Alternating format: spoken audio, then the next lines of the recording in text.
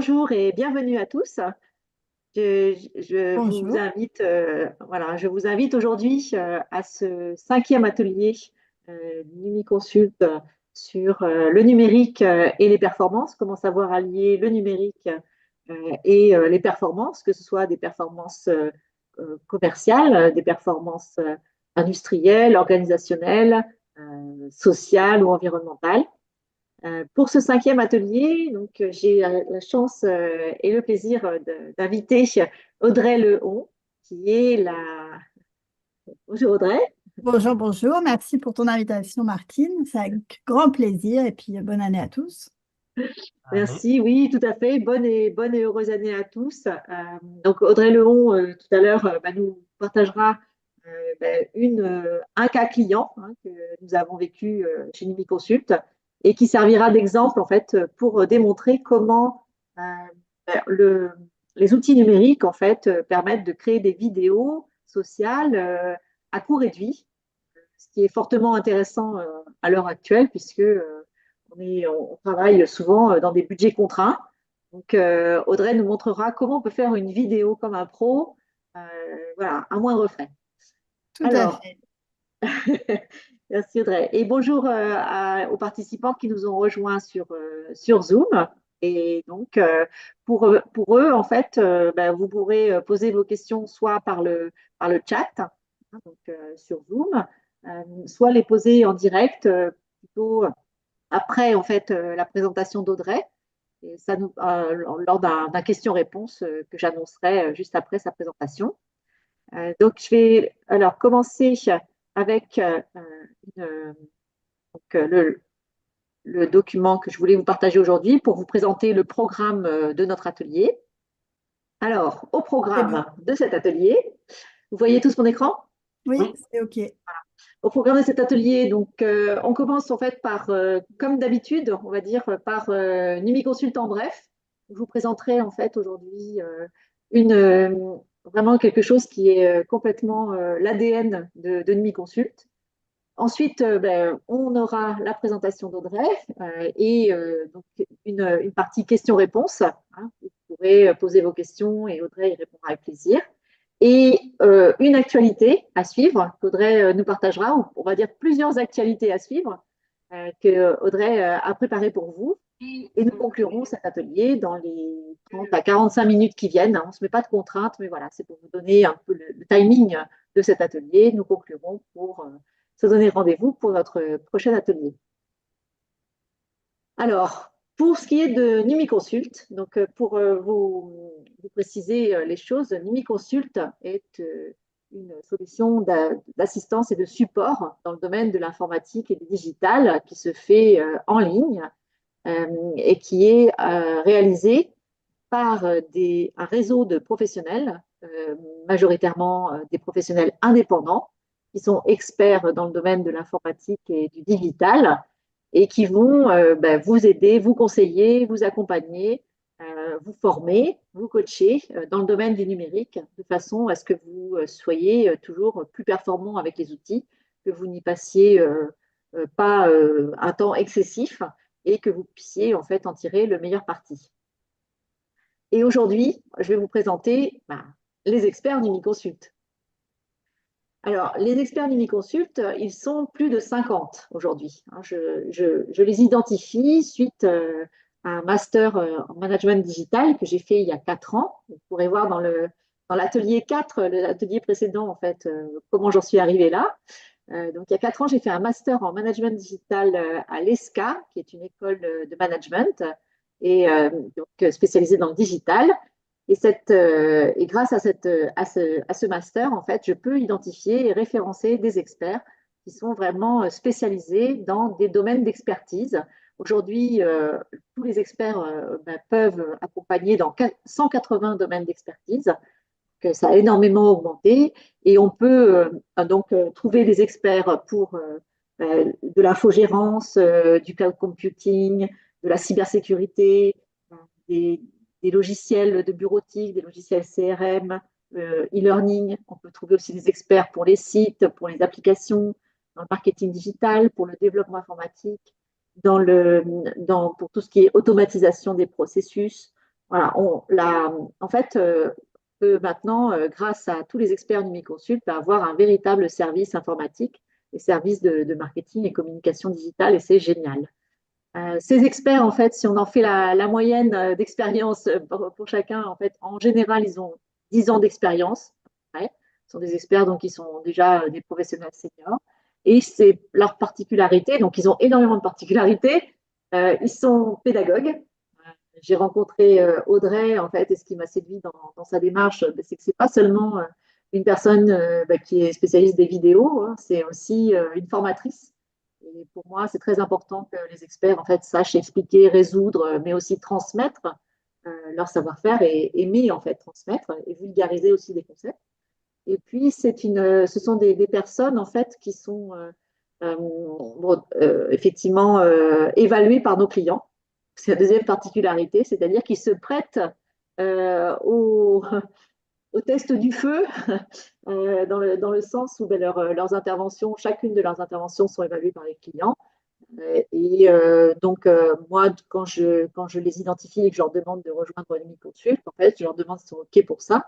Et en fait, dans notre contrat de référencement, de partenariat, il y a le fait que bah, si l'expert a enfin, s'il a 2 sur 5 ou moins, bah, au bout de plusieurs fois où il obtient cette note, en fait, il peut plus être référencé sur Numiconsult. Donc, c'est un vrai passage obligé et important pour garantir bah, votre satisfaction, la satisfaction des entreprises qui nous sollicitent.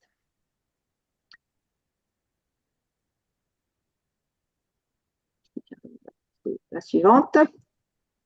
Donc maintenant que je vous ai fait cette présentation des experts, bon, ben, Audrey en particulier, donc est expert Numiconsult, donc ça fait déjà 2 ans. Et donc, à cette occasion, dans le cadre d'une demande en fait d'un de nos clients, Audrey a travaillé pour nous. Et elle va vous expliquer maintenant comment elle s'y est prise. Oui, merci Martine. Alors, je lance ta présentation. Super, merci beaucoup. Oui, alors en fait, c'est un cas très concret, hein. On parle vraiment d'un projet sur lequel on a travaillé ensemble. Ça fait déjà quand même 2 ans, je crois. Ça passe vite. Oui, c'est ça, je crois que ça fait 2 ans, hein. Je n'ai pas compté, mais Voilà, donc les choses ont déjà en 2 ans beaucoup évolué aussi dans le domaine numérique du point de vue de la vidéo. Évidemment, avec tout ce qui est intelligence artificielle, ça a des incidences aussi sur la production de vidéo, évidemment. Et donc, il y a 2 ans, en fait, tu es venue me voir, Martine, pour donc un projet vidéo de l'école l'ESCA dont tu parlais tout à l'heure, dans lequel tu as fait ton master du digital. exact. Donc, l'ESCA avait besoin d'une vidéo pour valoriser un événement qui est très important dans le cadre de ce master, c'est la Learning Expedition. Donc, c'est un moment fort auquel tous les étudiants participent chaque année pour aller à la rencontre d'entreprises du numérique. Voilà, donc il y avait beaucoup d'entreprises. On est allé chez Microsoft, Mythics, enfin, il y avait on est allé à la station F aussi. Donc, tout avait lieu cette année-là sur Paris. Mais je sais que toi, tu étais allé je sais plus, à Los Angeles, non? Je sais plus. À San Francisco, À San San Francisco, Francisco voilà. et Silicon Valley, ouais. Pendant L'année un où an, j'étais. pendant une semaine, pardon, pas pendant un an, pendant une semaine. Ouais, génial. Voilà, bah, cette année-là, donc c'était en 2022. Donc le challenge, c'était pour moi de proposer un projet vidéo qui rentre dans le budget de l'ESCA, donc qui est une école, sachant que bah, la contrainte, le cahier des charges, en tout cas, c'était de filmer sur plusieurs journées d'affilée et dans différents lieux sur Paris. Donc, c'est vrai que c'est des coûts budgétaires qui peuvent vite monter quand il y a plusieurs journées de tournage, plusieurs lieux. Il y avait aussi une demande d'enregistrer des interviews. Et donc, c'est vrai que bah, en prestation vidéo classique, ça chiffre vite. Alors l'objectif, c'était quoi? De valoriser évidemment le master pour voilà, trouver de futurs étudiants pour ce master. Et puis aussi, c'était bah, garder le maximum, en fait, montrer la diversité, la richesse de cette semaine de Learning Expedition. Et donc, c'était important de voir qu'il y ait différents lieux, que ça se passe sur plusieurs jours. Donc, on ne pouvait pas faire l'économie de tout concentrer sur une journée de tournage, ce qu'on peut faire à l'occasion d'autres types de projets événementiels. Mais là, c'était vraiment essentiel pour les SCA de montrer différents lieux, différents intervenants, différentes entreprises. Et donc, on ne pouvait pas vraiment réagencer le projet à ce niveau-là. Il fallait trouver d'autres astuces. Et donc, c'est pour ça que moi, j'ai proposé d'utiliser des outils simples et accessibles qui sont l'unité de tournage sur smartphone, qui vont permettre effectivement de gagner en coût. Puisque même on peut voir Martine juste avant, en fait, c'est vrai que en fait, quand je dis ça chiffre vite, Là, effectivement, en audiovisuel, voilà, on a un budget de 2 000 € maximum TTC, donc hors taxe, c'est encore moins. Et là, le fait de passer en smartphone, avec une unité de tournage sur smartphone et puis des applications moins chères que des logiciels professionnels de l'époque, ça nous a permis de rester dans le budget en fait de l'ESCA, tout en répondant aux besoins et à la nécessité, à cette envie de valoriser tous ces lieux de tournage en fait. Donc, mhm. Et sinon, en fait, ça ferait quoi en termes de budget si c'était enfin, pas un vrai, mais un tournage classique, on va dire. Un tournage classique, ça du serait quoi le coup, budget pour j'ai ça? estimé que voilà, ça aurait monté à presque 2 500 €. Donc, on a fait quand même on a réussi à faire une belle économie. Mais ça reste quand même des coûts importants, la prestation audiovisuelle. Mais ça, on en parlera après sur comment on peut faire justement pour réduire ces coûts D'accord. en produisant soi-même ces vidéos, parce que c'est ça l'enjeu aujourd'hui. Mais bon, là, il y a encore 2 ans, et puis pour différentes raisons, on ne peut pas être au four et au moulin, et parfois, il faut recourir à un réalisateur, on n'a pas le choix, en fait. Donc, Mhm. donc voilà, mais c'est vrai que ça peut vite chiffrer parce que normalement, il y a un preneur de son, un cadreur, il y a une location de matériel à la journée. Donc c'est vrai qu'une unité de tournage professionnelle, il faut compter au moins 150 € hors taxe de location du matériel. Donc c'est vrai que Ah oui. s'il y a plusieurs journées de tournage, il faut multiplier à chaque fois. Donc ça veut dire qu'il faut louer toute la semaine le matériel. Donc ça chiffre. Bien. Mhm. Et puis, il y a le coût humain de faire déplacer une équipe de tournage à 2 ou à 3 personnes à chaque fois. Donc là, c'est vrai que Mhm. le fait de passer avec une unité sur smartphone, on va avoir des accessoires légers, faciles à transporter, qu'on n'a pas besoin de louer, puisque c'est des accessoires qui sont relativement peu coûteux, que n'importe quelle boîte de prod peut acquérir sans problème et réutiliser sur plein de projets en fait. Et ça Mhm. permet Même tout. nous, en fait, même nous en tant qu'entrepreneurs, enfin, Oui, pour les en tant qu'entreprise, on peut s'approprier aussi ces outils parce tout qu'ils à sont fait, simples. tout à Mhm. fait. Donc c'est vrai que là, c'était vraiment la meilleure solution à proposer à ce moment-là. Donc voilà, tu peux passer la slide d'après, s'il te plaît. C'est ce qu'on Donc, a évoqué. ça, c'est ce qu'on a déjà évoqué. Donc c'est vrai que c'est les moyens de tournage qui sont légers, et puis une seule personne pour gérer en fait tout ce matériel qui est transportable dans un sac à dos. Donc c'est assez Donc génial. là, Donc, tu nous on as définit partagé. concrètement, qu'est-ce que ça veut dire? Ce qui est fou en fait, et moi ça m'épate toujours autant, mais c'est vrai que quand on pense au matériel professionnel équivalent pour faire ce qu'on peut faire là aujourd'hui avec un stabilisateur, un micro-cravate ou un micro-HF, enfin c'est vraiment extraordinaire. Moi, ce que je conseille, du coup, c'est d'investir dans un stabilisateur. Donc, la marque que j'utilise, c'est DJI Osmo. Donc là, le dernier actuellement, c'est le 6, mais bon, voilà, il y a des mises à jour régulièrement. Donc, c'est un stabilisateur qui va vous permettre voilà, d'avoir un trépied en main, fluide, pour faire des plans stables et vraiment faire des plans comme si vous aviez un matériel professionnel en main. Donc, c'est assez génial. Et puis, donc, on avait le micro-cravate qui dépanne bien aussi pour faire des petites interviews qu'on peut brancher sur le smartphone, hein. C'est des accessoires vraiment smartphone qui coûtent une cinquantaine d'euros. Mais maintenant, on a aussi, donc on n'avait pas encore il y a 2 ans, mais maintenant on a les HF, donc des micros HF pour sonoriser et poser donc son petit micro branché directement sur le smartphone, sur la nacelle du stabilisateur. Puisque en fait, le stabilisateur, avant, on ne pouvait pas mettre des accessoires dessus comme un micro-cravate parce que ça déstabilisait la nacelle. Ça la faisait tourner, ça la faisait tomber.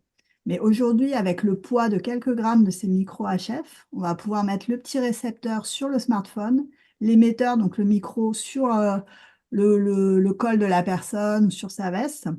Et voilà, ça pèse quasiment rien, quelques grammes, et on va Il n'y a plus pouvoir de fil, en fait, c'est ça? voyager. Il n'y a plus de fil? Il n'y a pas de fil, parce que c'est en HF, donc haute Ah, fréquence, ça. qui n'est pas la même chose que les micros Bluetooth qui souvent coûtent très 10, 20 euros. Ça, il faut éviter parce que le Bluetooth, c'est en basse fréquence que ça passe, votre enregistrement. Donc, il y a des risques de parasitage. Tandis que là, en haute fréquence, vous avez l'équivalent de ce qu'on trouve en fait, en sonorisation professionnelle, c'est-à-dire son enregistrement passe sur des hautes fréquences. Mm, mm, mm. C'est quand même D'accord. assez extraordinaire. Le HF, là, il coûte de la marque Synco, il coûte dans les 90 euros. Ce qui est dingue, complètement dingue, puisque un micro HF en pro, je pense au kit que j'utilisais, Sennheiser, c'est au minimum 600 euros. Et encore, c'est vraiment l'entrée de gamme dans le Mm. HF. Donc, euh, Super donc voilà, ça intéressant. c'est une petite Super. unité de tournage. Vous avez de quoi faire des plans fluides en mouvement, de quoi sonoriser des petites interviews. Donc ça, pour faire des événementiels en extérieur, vous avez déjà de quoi faire. Il y en a pour 350 euros à s'équiper d'investissement de base. Le téléphone, bon, en général, on l'a déjà. C'est vrai que bon, tous les téléphones sont pertinents. Il n'y a pas besoin forcément d'avoir des iPhones. Mais c'est vrai que bon, ce que font les iPhones les plus récents, c'est quand même une qualité d'image et une facilité d'utilisation qui est très confortable. Et donc, s'il y a à investir dans un smartphone au niveau d'une entreprise, vaut mieux acheter un iPhone. Mm. Super. Merci. Alors, il y a un outil aussi que tu utilises beaucoup. Voilà, donc, si tu veux Oui, nous en alors ça aussi, parler. c'est un autre point important dans l'aspect économique de la production vidéo. C'est que les logiciels professionnels sont bon, déjà assez compliqués à utiliser quand on n'est pas professionnel, c'est-à-dire qu'on ne les utilise pas régulièrement, donc sans formation et sans pratique régulière, c'est un peu vite une usine à gaz d'utiliser des logiciels comme Adobe Premiere Pro, Final Cut Pro, bon, voilà, tous ces logiciels-là, c'est pour les monteurs qui utilisent ça régulièrement. L'avantage qu'on a là avec les applications qui sortent depuis quelques années, notamment CapCut, c'est qu'en fait, c'est des applications qui sont tout à fait adaptées au montage pour les non-professionnels. Ce Mm. qui veut dire qu'en fait, c'est très intuitif. Donc, même un enfant, vous pouvez le mettre devant l'application, il va réussir à faire un petit montage, à se débrouiller en trouvant par lui-même, en tâtonnant un petit peu. C'est des applications qui sont très faciles à prendre en main et qui sont vraiment créées, conçues pour faciliter la production sur les réseaux sociaux. Mm. C'est plus évolué qu'iMovie, parce que sur les iPhones, on trouve. Oui, alors, parce qu'en fait, il y avait des applications avant, mais qui étaient purement des applications de montage. Donc, on Mm. va mettre vraiment, on va agencer les plans dans un ordre, on va faire sa chronologie, on va couper les plans, on fait un montage basique.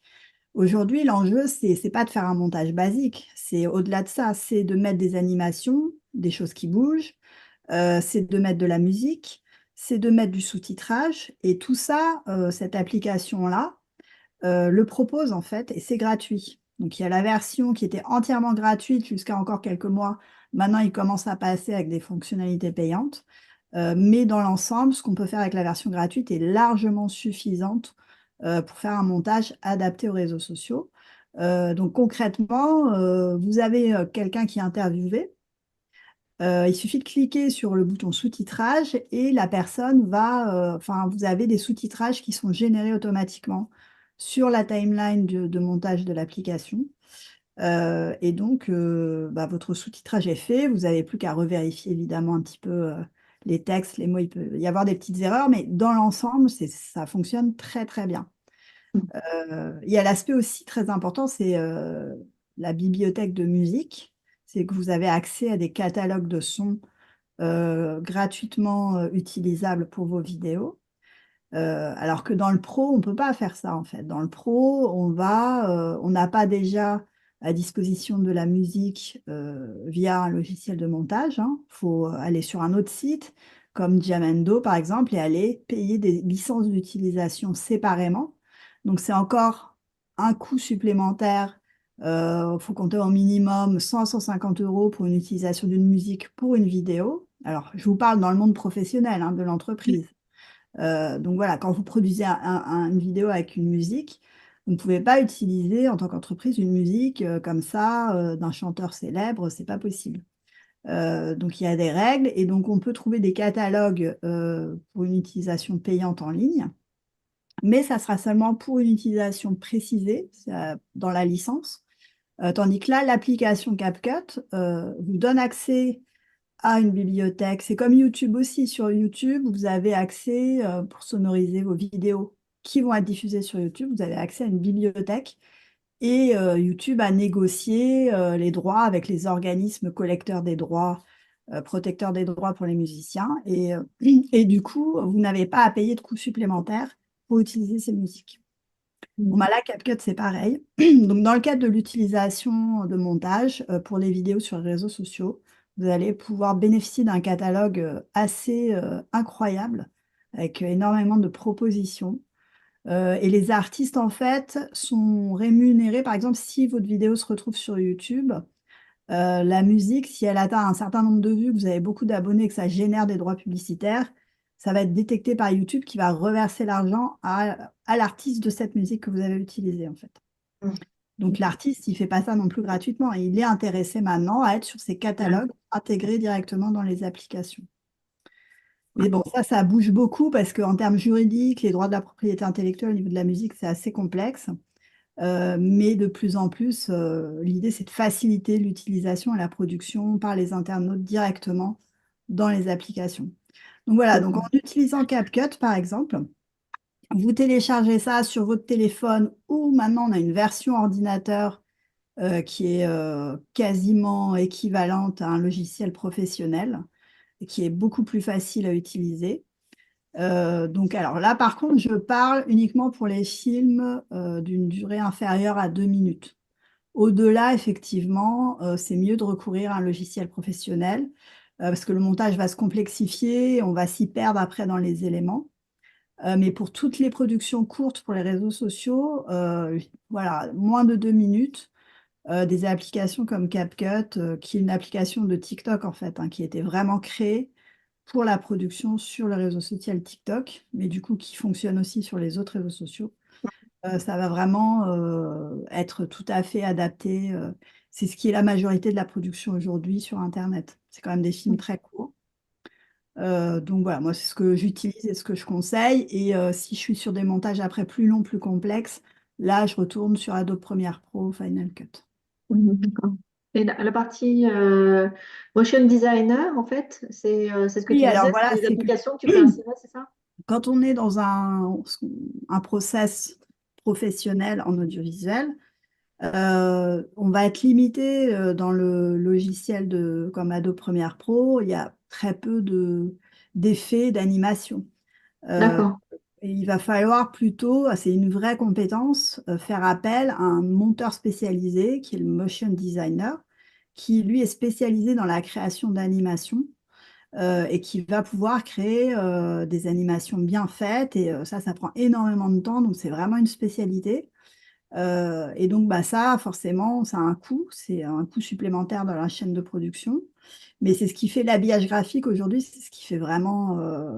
Enfin, On c'est ce voit qui les petites figurines à rajouter en plus ou tout le type passage d'une vidéo à l'autre en d'animation slider. graphique qui va voilà, s'intégrer sur l'image, Ouais, des d'accord. animés avec des logos personnalisés, des effets de mouvement, voilà, tout ce qui est, dès que c'est un peu personnalisé, un peu créatif, je pense à des institutionnels, des collectivités, des grandes collectivités, ils vont avoir besoin d'avoir quelque chose de personnalisé et donc il faut recourir à Ouais. ce type d'intervenant. Donc là, l'avantage dans CapCut, c'est qu'on a quand même aussi tout un tas d'animations toutes faites qui sont proposées et qui sont largement suffisantes pour la production de petites vidéos courtes sur ces réseaux sociaux. Donc voilà, on n'a pas besoin de recourir à d'autres éléments extérieurs. Hmm. Tout est intégré dans CapCut, en fait. D'accord. Donc, si je résume, en fait, il y a effectivement, il y a un équipement qui aujourd'hui est accessible et qui permet en fait de se déplacer facilement, de déplacer l'unité de tournage facilement et de couvrir ainsi plusieurs événements en fait sur une même semaine, hein, parce que c'est ce que tu as pu faire. Et puis en même temps, à côté, une, une application qui va permettre de faire le montage des différents éléments que tu auras pris, saisis, des personnes que tu auras interviewées, tout ça, tu vas le mettre en montage à travers l'utilisation de CapCut, en fait. Ouais, je vais pouvoir faire ça avec un outil, je vais pouvoir sous-titrer, synchroniser de la musique, faire des animations, tout ça dans un seul outil, alors que dans le pro, on va utiliser plusieurs applications, on va recourir à plusieurs spécialités de compétences. Donc là, ça nous permet effectivement, grâce à cet outil numérique, alors après, il y a d'autres applications, mais c'est vrai que moi, c'est celle que j'utilise, je trouve la plus performante actuellement. Ça permet vraiment un gain de temps et je trouve que c'est adapté à la production vidéo pour les réseaux sociaux, puisqu'en fait, maintenant, on ne produit plus un seul film qu'on va mettre sur son site internet et puis on verra l'année prochaine si on en fait un autre. Là, maintenant, il faut produire tout le temps, en fait, du contenu sur ces réseaux. Donc, il faut que ça soit adapté, formaté aux réseaux sociaux. Donc, Mm. les applis qui ont été conçues pour ça, ça me paraît les plus adaptés. Euh, Mm. Évidemment, D'accord.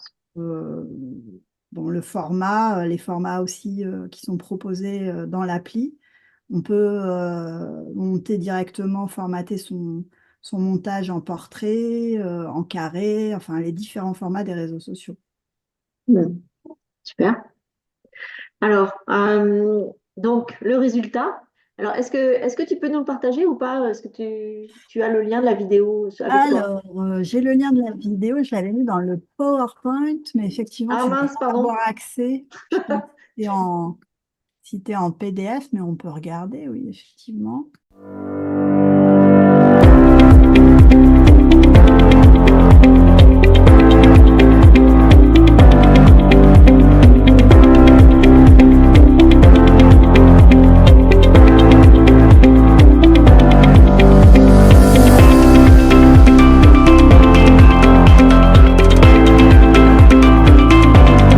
On est une équipe de 10 personnes, on a un certain nombre de véhicules, d'initiatives, parmi lesquels le Media Lab du groupe TF1 qui est présent à la Station F depuis 2018.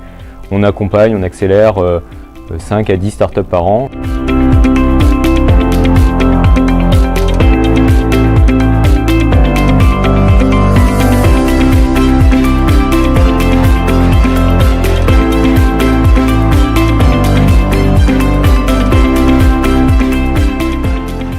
Alors ce soir, c'est vraiment super intéressant puisqu'on a un magicien qui nous explique à travers des tours de magie comment développer ses soft skills, la confiance en soi.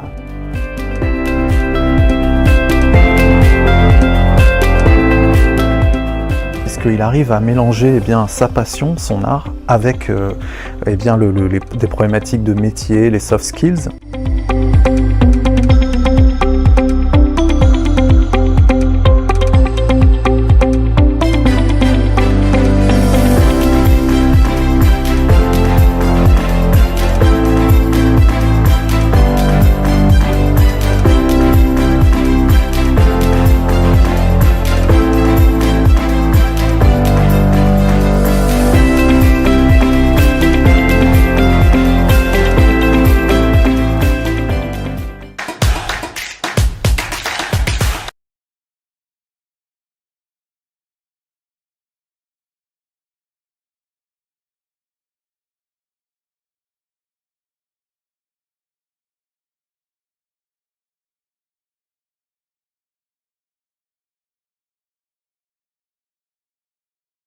Non, mais voilà. c'est super, hein, bravo, hein.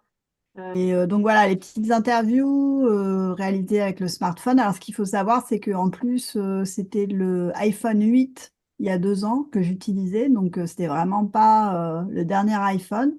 Donc on arrivait déjà quand même à avoir des choses très bien exploitables.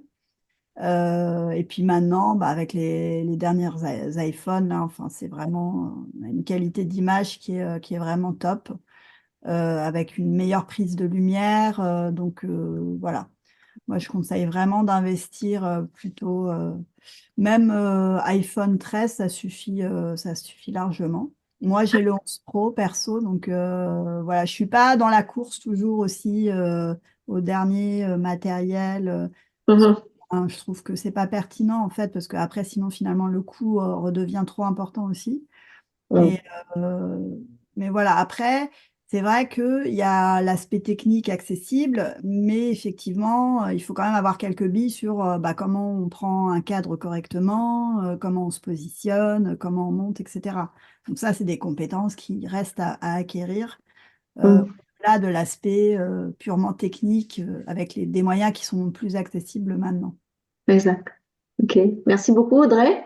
J'arrête Euh, à faire. je vais, en fait, ben, voilà, ouvrir la page questions, hein, est-ce que les personnes autour de la table ont des questions à poser à Audrey? C'est le moment. N'hésitez pas, oui, si vous avez des Ou des questions. commentaires de pratique. Est-ce que vous avez envie de faire de la vidéo? Est-ce que vous avez déjà essayé?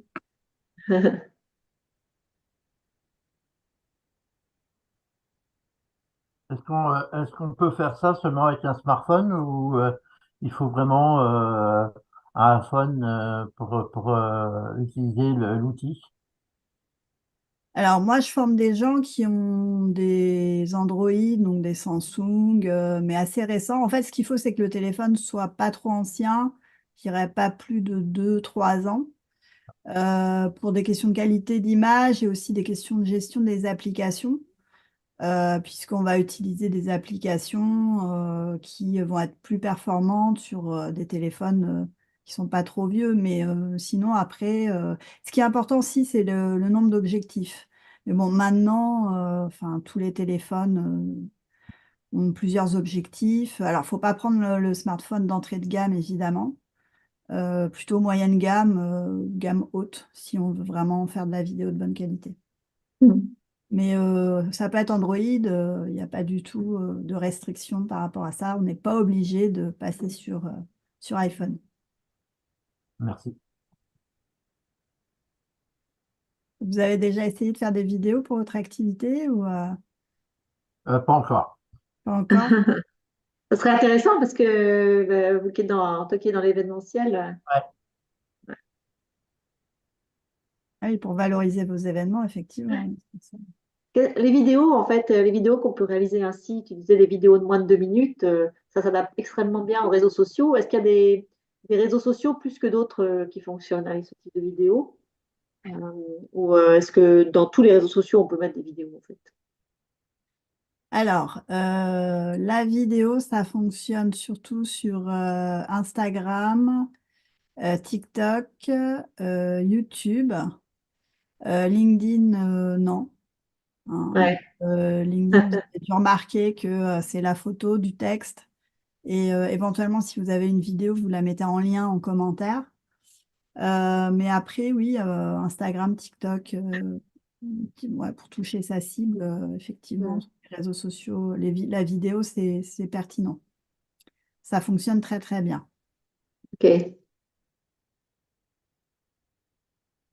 Combien de temps il faut pour faire le montage vidéo que tu as fait là pour l'ESCA? Combien de temps t'as mis?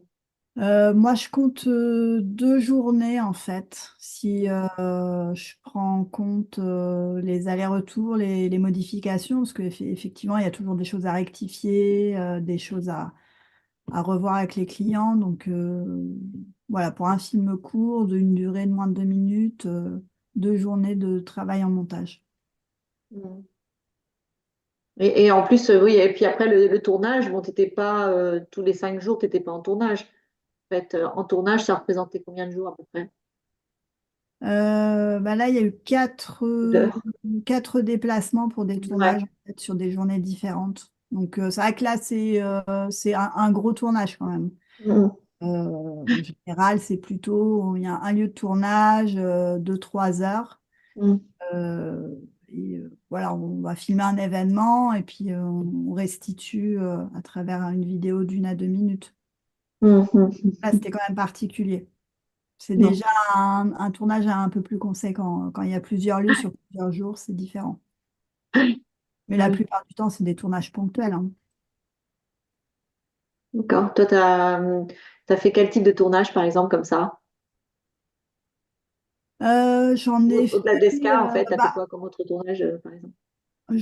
alors j'ai fait avant, mais du coup plutôt avec du matériel pro, des tournages. Je pense à un gros que j'ai fait qui était assez périlleux en forêt de Fontainebleau sous la pluie pendant 3 jours et 12 heures par jour, voilà. Et avec des chercheurs, donc c'était voilà, très très passionné, c'était super intéressant. Et voilà, ça c'était un gros tournage, mais du coup avec des kilos de matériel à porter toute la journée, caméra à l'épaule, un ingénieur du son qui perchait. Euh, donc voilà, c'est pour ça que quand je vous dis qu'après qu'on se retrouve avec quelques grammes à porter pour se déplacer, Ça change tout.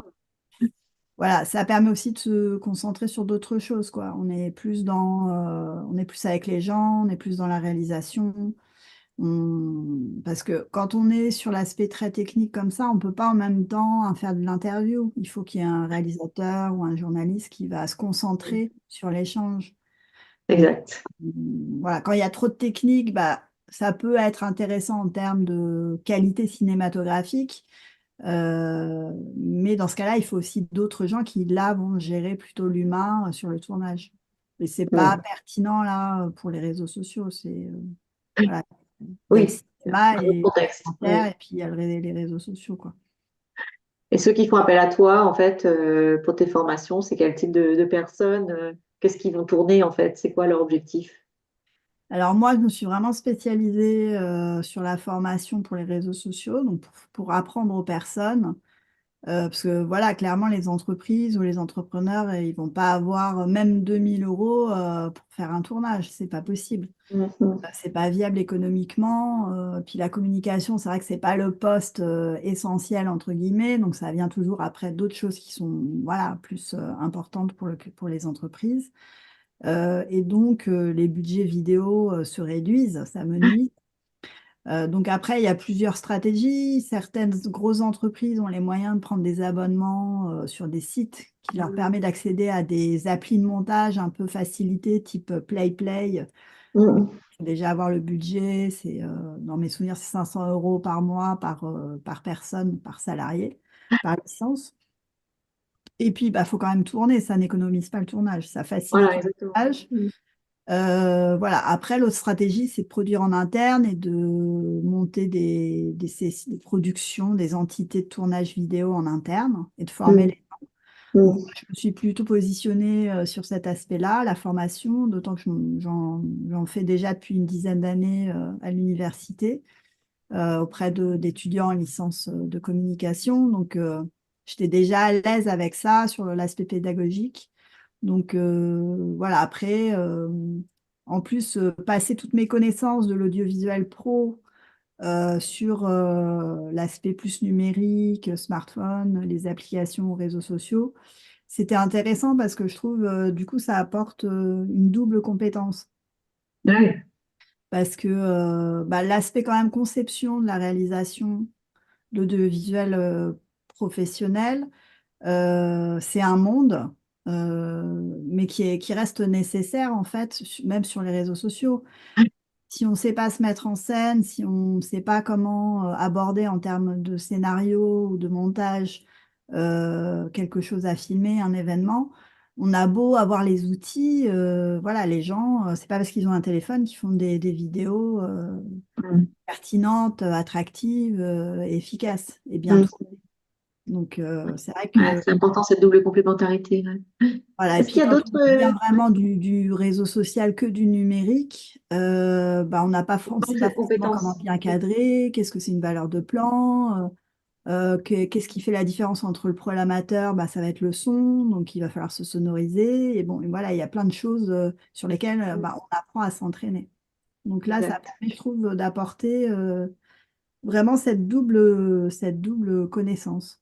Et voilà, moi, je trouve ça super intéressant. Donc aussi, parce Exact. que en tant que réalisatrice, pour moi, bah, j'évolue avec les techniques. Donc, c'est important pour moi de pouvoir optimiser tous les outils que j'ai à ma disposition. Absorber, Voilà. absorber le numérique.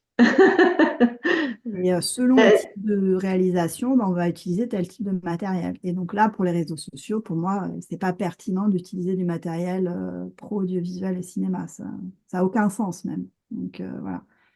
Merci. Est-ce qu'il y a d'autres questions autour de la table ou est-ce qu'on a fait le tour? On va passer, si on a fait le tour, hein, de toute façon, vous pouvez toujours nous contacter par téléphone ou par mail, ou voilà, comme vous le souhaitez, ou sur les réseaux sociaux. Et sinon, ce que je te propose, Audrey, c'est de passer à la partie tendance. Et, en quelques minutes, en fait, nous expliquer Oui, bah, en plus, quelle est ton actualité, hein. je l'ai déjà évoqué sur les tendances de la vidéo, mais vraiment pour les réseaux sociaux. Là, c'est vraiment les shorts. En fait, il y a deux types de vidéos. Il va y avoir vraiment la vidéo en accroche pour gagner des internautes sur son compte, son profil, sur son réseau social. Et ces films-là, ils vont vraiment être très très courts. Donc là, on est plus dans l'ordre du moins de 45 secondes et plus à travers les stories. Donc les stories, bah, ça va être sur Instagram. Et puis aussi bon, sur TikTok, évidemment, puisque là, on passe de 15-30 secondes. Donc ça va permettre en fait de faire venir des nouvelles personnes sur son compte avec un contenu attractif, très accrocheur. Ça se joue vraiment dans les premières secondes. Donc ce qui est dit, montré dans les premières secondes, c'est décisif. Et après, pour fidéliser, vraiment apporter du contenu plus, voilà, avec quelque chose, un apport pour l'utilisateur, pour l'internaute, pour fidéliser sur sa communauté, se créer une communauté. Là, ça va être plutôt des vidéos voilà, de au moins 1 minute. On parle plutôt de Reels dans ces cas-là, sur Instagram et même sur TikTok. Maintenant, ils poussent quand même à faire des contenus un petit peu plus longs. En fait, voilà, ouais, il y a deux canaux, vraiment deux types de vidéos. Moi, je vois sur les réseaux, c'est ces petites vidéos très accrocheuses, très très courtes. Donc, il faut être très percutant. Et après, fidéliser avec des vidéos avec du contenu plus poussé, plus réfléchi, qui apporte vraiment une plus-value à Mm. sa communauté. Et du coup, qui doit être bien tourné, bien sonorisé, effectivement. En fait, ouais, la tendance, c'est de multiplier les différents formats vidéo en fonction Oui, de ce qu'on alors cherche à faire sur les réseaux sociaux, c'est ça, hein. sur le format, c'est vraiment le portrait, le format portrait 9:16 qui est privilégié, puisque même YouTube, donc en 2023, a commencé à permettre de faire des shorts sur YouTube. Donc, c'est le même système, c'est pour concurrencer TikTok. Donc, c'est l'idée d'accrocher une cible des internautes, les attirer sur sa chaîne avec des vidéos très accrocheuses qu'on peut regarder sur son smartphone en format portrait. Donc, c'est des vidéos de moins d'1 minute qui vont apparaître en format portrait sur la chaîne YouTube. Et après, on a des contenus plus longs, plus traditionnels, on va dire, sur YouTube, avec des contenus un peu plus travaillés, voilà, qui peuvent être 5 minutes, voire plus. Mais bon, 5 minutes, je trouve que c'est un format qui est pas mal sur YouTube, avec voilà, ce système de films très accrocheurs en portrait. Et après, des vidéos plus en 16/9, où là, on retrouve plus de la vidéo traditionnelle avec un format paysage où on va pouvoir bah, justement montrer des décors, des paysages. Je pense là à des chaînes de voyage, par exemple, Mm. enfin, plein de types de contenus, mais voilà, il y a cette double entrée qui est intéressante à travailler. Ouais. Ok, merci beaucoup Audrey pour tous ces bons conseils, toutes ces bonnes paroles sur la façon de faire des vidéos pour les Avec réseaux plaisir. sociaux.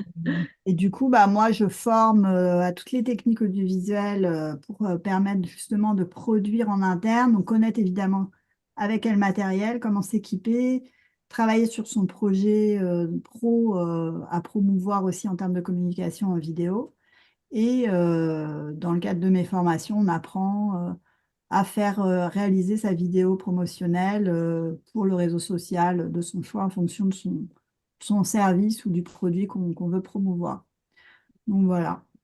Si vous avez besoin d'infos, si ça vous intéresse, les formations dans ce domaine, surtout n'hésitez pas à me contacter.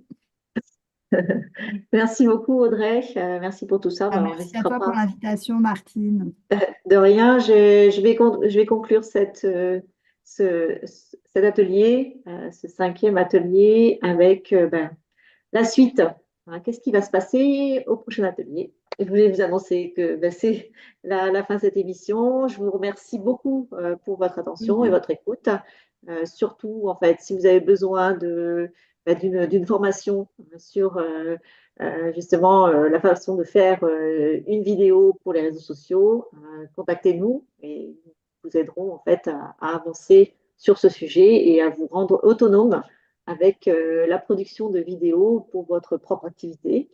Je vous donne aussi rendez-vous pour le prochain atelier, le 25 janvier à 13 heures, qui concernera l'utilisation des tableaux de bord dynamiques et la meilleure manière de gérer les datas, les données, et faire en sorte d'avoir une performance commerciale plus grâce à la gestion de ces données. Voilà. Si vous voulez participer à ce prochain atelier, abonnez-vous à notre chaîne Mimiconsult ou contactez-moi et je vous enverrai le lien Zoom pour ce prochain atelier. Je vous dis à très bientôt et je vous souhaite une excellente journée. Merci beaucoup.